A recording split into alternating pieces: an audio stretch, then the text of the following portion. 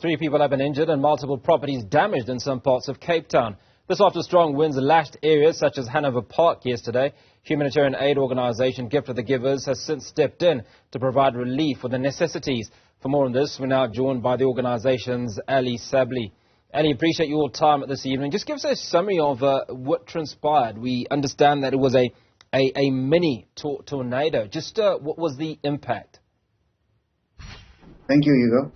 Yesterday morning, the Gift of the Givers calls were buzzing from 4 a.m. in the morning when many informal settlements reached out to our teams informing us of a localized flooding that was areas like Chatsworth, Silverley, Riverland, Nkanidi, Karicha, Jimsabos.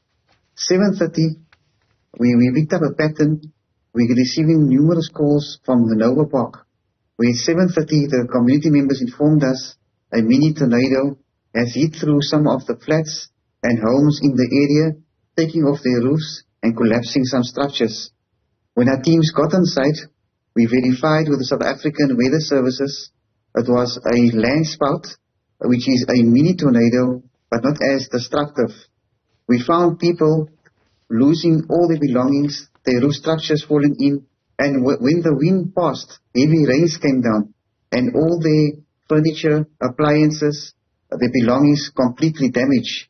And you must remember, this community does not have any kinds of insurance. Hanover Park is in a poverty-stricken area, and luckily the city of Cape Town has come forward to come assess the situation, because some block of flats which belongs to the city of Cape Town, roofs has blown off as well. The city of Cape Town will doing repairs there.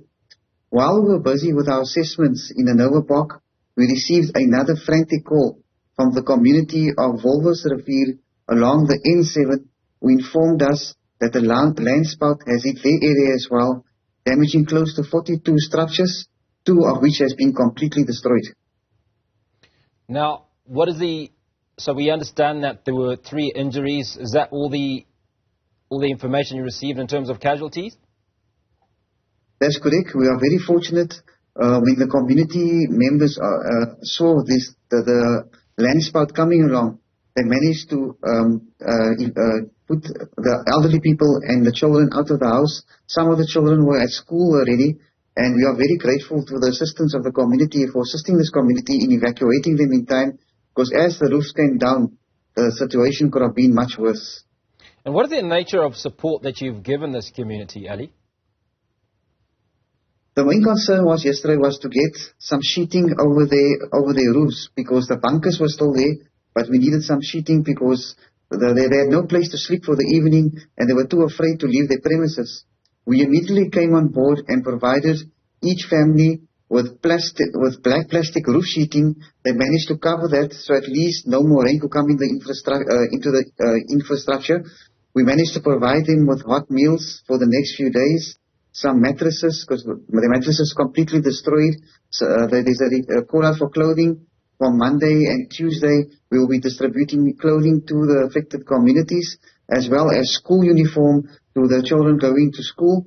There has been a call out for assistance from anybody if they can assist with the metal roof sheeting or building material, as those people have no means to build their structures over again. The structures are completely destroyed. Some of it is blown away.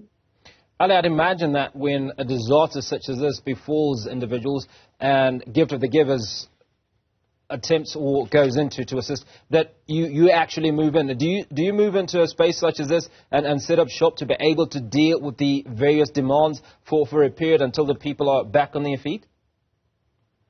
You know, this time of the year, the Western Cape is prone to rainy weather and floods, but we're ending to the winter period now. We did not expect a destruction of this nature to hit certain parts of the Western Cape, and we are grateful to the support that has come through so long. We had companies calling us, informing us that if there's any requirements in terms of, example, when the black roof sheeting was needed. Before we even made out a call, a company already called us, informed us, we have rolls of sheeting, would you guys be interested? We sent our teams out immediately. By that ways, we could prevent further damage but the need is still huge. Once these people need all the supports in terms of other building material, which is quite expensive. So yeah, hopefully we are appealing to anybody out there, if they would like to donate to this disaster. The main concern is for metal roof sheeting, so these people can put the sheeting over their homes, and as well as non-perishable food items, toiletries, and stationery. Ali, I'd imagine that it's not just those that you are looking to assistance for that can provide products, but also individuals that might be able to give of their own time. If they're experts, for instance, in restoration of buildings or homes, being able to put up roofs and so on. The community has been very supportive in this, with the neighboring towns has come forward. We had people, labormen who has come forward to say if we get the material, they will assist in assisting this community in building their homes. And it's not just only this disaster we are currently busy with. We are busy in other areas assisting with localized flooding, Masipumalele, Inkanini, Chatsworth, where over 300 people has been affected, where water's come in and destroyed their belongings. So we are busy in various parts of the Western Cape. So those who want to come forward to donate, the most needed items at the moment is blankets, non-perishable food items, and stationery and new school uniform. Ali, I know you're busy, but before we let you go, just one question that bothers me at times, and that's the issue around how people deal with the grief and trauma that's associated with an event such as this. For young children, you come back from school and your house that had a roof no longer has a roof, and in fact is completely destroyed. And then you also talked about the elderly. Is there any support that comes in the way of trauma and grief support? The City of Cape Town has come forward. They were on site yesterday. They brought in their social workers as well to assist these families. As you correctly said, the trauma. Speaking to one father yesterday who threw himself on the floor, explaining just last month he got retrenched. How is he going to build his home again? How is he going to support his family? So this kind of stories that requires everybody's support. Correctly said, children left the morning not knowing what was taking place at home, and when they came home there was no roof over their head. So we are grateful to the City of Cape Town for bringing the social workers on board, because these people are going to need everybody's support, and the main concern for any parent is providing for his family. And that's why we are taking the appeal from the parents to assist just getting a roof over their head so they can live in a dignified manner once again.